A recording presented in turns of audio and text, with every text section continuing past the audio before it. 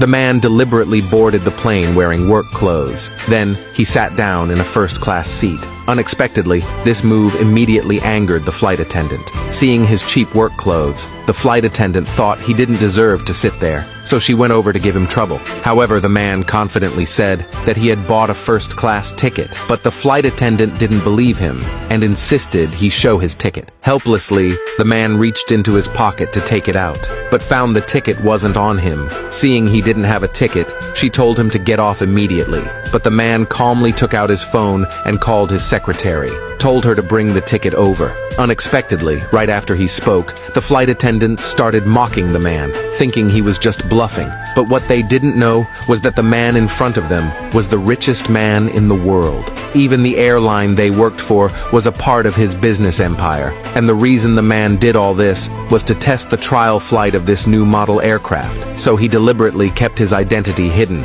and came on board to experience it personally. He didn't expect that his outfit would be despised by the flight attendant. They even tried to kick him off the plane. While they were arguing, the flight attendant accidentally threw the man's bag onto the Secretary General. Seeing her coworker had offended the Secretary General, everyone thought she was done for. Unexpectedly, the flight attendant turned around and blamed the man, saying the man had no ticket and was refusing to leave. To their surprise, the Secretary General publicly scolded her and handed the ticket back to the man. When the flight attendant saw the ticket, she instantly realized she had offended someone important. She apologized to the man in front of the Secretary General. After the Secretary General left, the flight attendants gathered to discuss the incident. They all guessed the man's identity must be extraordinary.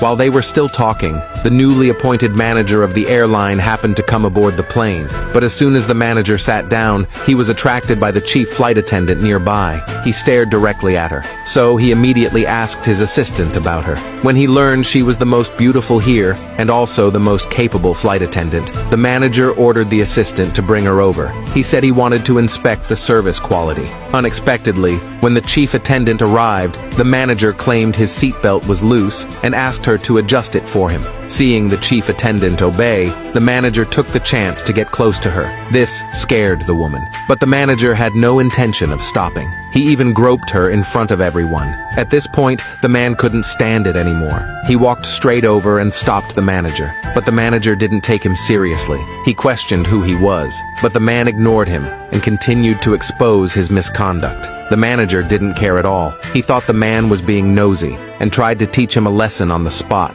Even the woman beside him tried to stop him, saying he shouldn't offend the airline's manager. After all, the manager was very powerful